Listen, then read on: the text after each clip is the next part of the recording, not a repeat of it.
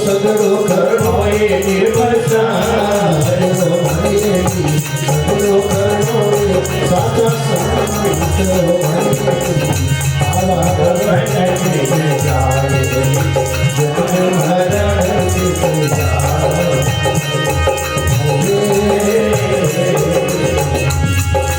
चंदन उद्यो ये हरियो पार ने मरिए चंदन युगो रे हरियो पार तो मरिए राजी होई खुशी होई आपे चंदन और ने करे मरिए आपे चंदन और ने करे मरिए चंदन है रे शुभ चंदन है रे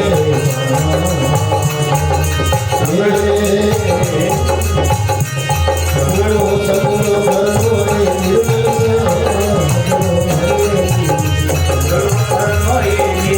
शांत तुम्हारी हवा भर बीत जाए बीत जाए पर्वत उगो ये हरियो पार मारिए पर्वत उगो ये हरियो पार पूजे रही बन आए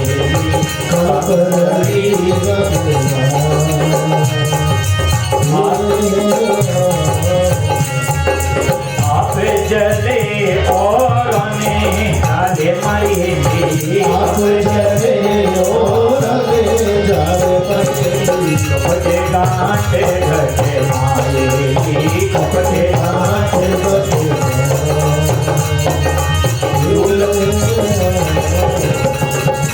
लागिए डावालू मारिए लागिए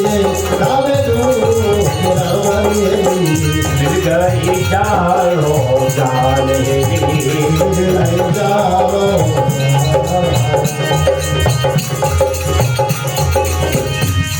ये और पंखे सब जुड़े गया मरिए और पंखे सब जुड़े गया मरिए हंसा है बेटा हंसा है बेटा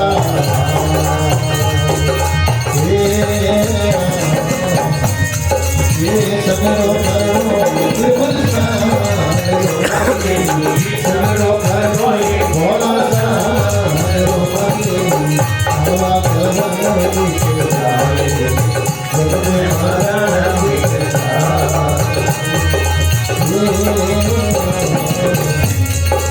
चंदनी हंसे मुख बोली हमारी चंदन मुख क्यों जलोरे क्यों जलोरे क्यों जलोरे पाका ये राम ये तो जलोरे पाका ये जरा पिया जरा पिया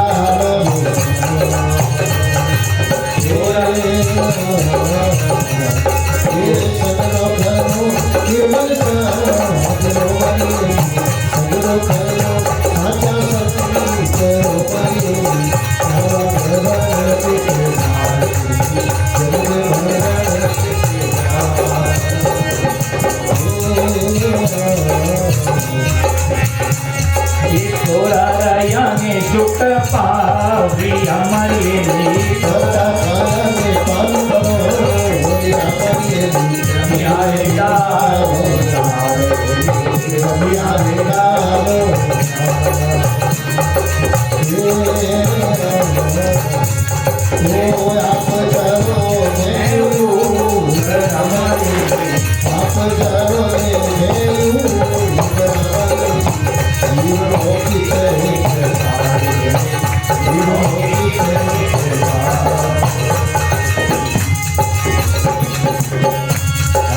चंदन प्रेम देवी हमारे जी चंदन सगड़ो खेल देखियो बने उतारो बने से उतारो बने से कभी धर्मीदास ने मारे के कभी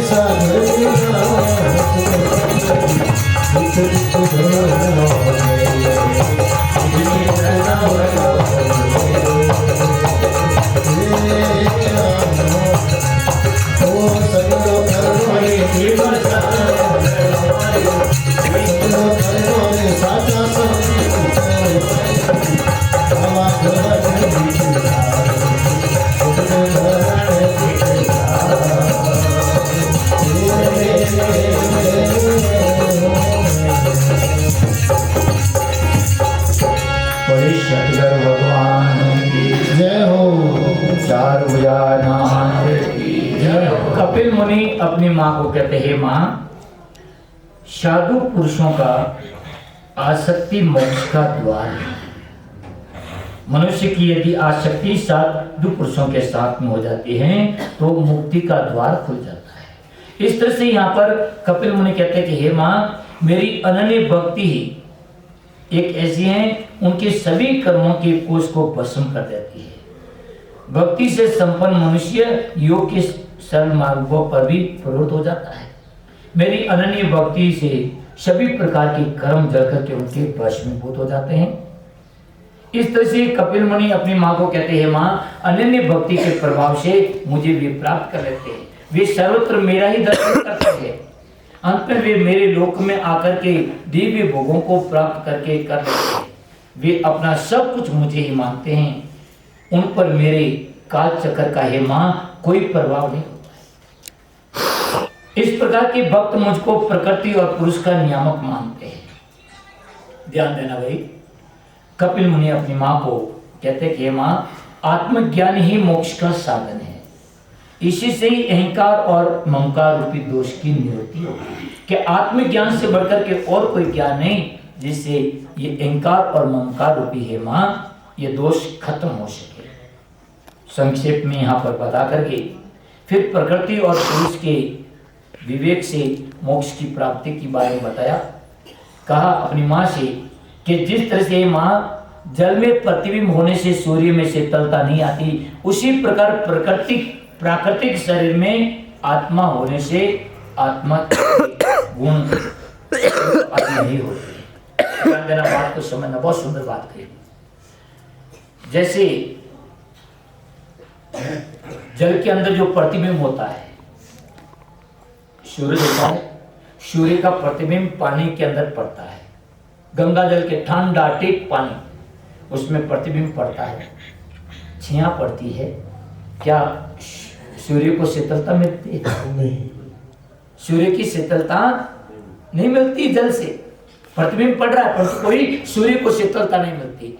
इसी तरह से जो आत्मा है, प्राणियों के शरीर के अंदर निवास करने पर सभी प्राणियों के शरीर के अंदर चेतन आत्मा का वास है।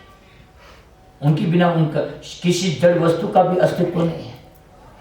तो सभी प्राणियों के अंदर आत्मा रहने पर भी उन शरीर का जो दोष है, जो गुण है, वो आत्मा को लागू नहीं होता। जय हो। जैसे मनुष्य का शरीर है, मनुष्य के शरीर की प्रकृति गुण अलग है। पशु है तो पशु का शरीर प्रकृति अलग है। पक्षी है तो पक्षी का शरीर की प्रकृति गुण अलग है। सभी प्राणियों की प्रकृति, उनके शरीर की प्रकृति और गुण अलग है, परंतु सभी प्राणियों में आत्मा एक ही है। तो क्या उन प्रकृति के गुण उनको लगता है कि आत्मा को? नहीं लगता भाई। जैसे सूर्य का प्रतिबिंब जल में पड़ता तो जल की शीतलता सूर्य को प्राप्त नहीं होती। इसी तरह से है माँ, आत्मा को किसी प्रकार का प्राकृतिक शरीर में रहने पर वो शरीर के उनका सुख दुख की प्राप्ति नहीं होती है, केवल नाम मात्र का आरोप लगाते हैं। इस तरह से यहाँ पर कपिल मुनि ने अपनी माँ को प्रकृति और पुरुष के विवेक से कि इस तरह से नीर खीर का विवेक करते हुए अपने आत्मीय भाव में स्थिर है। कहने का मतलब क्या है कि आत्मीय भाव में जो व्यक्ति स्थिर रहता है उनको सुख दुख से वो ऊपर उड़ जाता है। आत्मीय भाव में रहे, अपने आत्मीय स्वरूप में अंदर स्थिर रहे, और जब आत्मिक स्वरूप में स्थिर रहता तो वहां पर कोई सुख दुख उनको प्रभावित नहीं करते। इस तरह से यहां पर बता करके कपिल मुनि अपनी मां को बहुत सारा अष्टांग योग का विधि बताई। यहाँ पर कपिल मुनि भक्ति की मर्म को बताते हैं। कहते हैं मां भक्ति 9 प्रकार की है, परंतु इनका भाग 3 किया। एक तामसिक भक्ति, एक रजोगुणी भक्ति, एक सात्विक भक्ति। तामसिक भक्ति भी 3 प्रकार की है। जो हिंसा की भावना से भक्ति करते हैं, जो दम की भावना से भक्ति करते हैं, कोई मत्सर्य की भावना से भक्ति करते हैं, ये तामसिक भक्ति के 3 रूप हैं।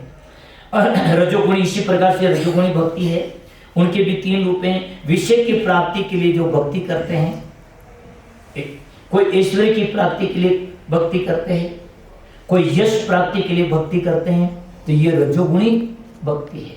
करते 3 भक्ति है, परंतु इनकी भक्ति में भेद है। सात्विक भक्ति के भी 3 भेद है। कोई कर्मों का शेष करने के लिए भक्ति करता है कि हमारे कर्मों का नाश हो। कोई परमात्मा की प्रसन्नता के लिए भक्ति करते हैं, कोई कर्तव्य की भावना से भक्ति करते हैं। ये सात्विक भक्ति है। इस तरह से यहाँ पर कपिल मुनि अपनी माँ को 9दा भक्ति का उपदेश दिया। और अंत में कपिल मुनि कहते हैं, माँ समस्त जीवों के भीतर मेरी आत्मा रूप में स्थित जान लेने पर सबों में मेरी पूजा करना आवश्यक है। हे माँ, सबसे बड़ी पूजा तो वो है कि सभी प्राणियों के भीतर, सभी जीवों के भीतर मुझे ही आत्म रूप में स्थित जान करके जो मेरी पूजा करता है, पूजा करना आवश्यक है। अनेक पूजा बताई, भक्ति बताई, परंतु सबसे बड़ी भक्ति है कि सभी प्राणियों के भीतर मैं ही आत्म रूप से विराजमान हूं। और इस तरह समझ करके जो पूजा करता है, ध्यान देना, पूर्ण ब्रह्म परमात्मा सब है मेरी आत्मा, कि सब प्राणियों के अंदर एकमात्र वही पूर्ण ब्रह्म परमात्मा ही निवास कर रहा है। देखो भक्ति की परिकाष्ठा है। पूर्ण ब्रह्म परमात्मा, वो परब्रह्म परमात्मा पूर्ण है, नहीं वो घटता है, नहीं कोई बढ़ता है, और नहीं कोई गुणन पर से। ध्यान दीजिए भाई, वो परमात्मा पूर्ण है, सदैव एक रस रहता है। जैसे इस बात को समझना, शून्य होता ना, जीरो, जीरो में से -0 करेंगे तो क्या आएगा? 0 आएगा। और उस शून्य में से प्लस शून्य करेंगे तो शून्य, शून्य इंटू शून्य करेंगे तो शून्य, भाग शून्य करेंगे तो शून्य। इसी तरह से वो परमात्मा पूर्ण है, नहीं घटाने पर घटता है, नहीं जोड़ने पर बढ़ता है, नहीं कोई भाग करने पर उनका कोई विभाग होता है। वो परमात्मा, इसलिए उनको कहा पूर्ण ब्रह्म परमात्मा सब है मेरी आत्मा। वो पूर्ण ब्रह्म परमात्मा जो सबकी आत्मा है, वो मेरी आत्मा है। और सबकी जो आत्मा है वही, जब इस तरह की भावना हो जाती है तब जाकर के सभी पापों का नाश होता है। पूर्ण ब्रह्म परमात्मा सब है मेरी आत्मा, पूर्ण ब्रह्म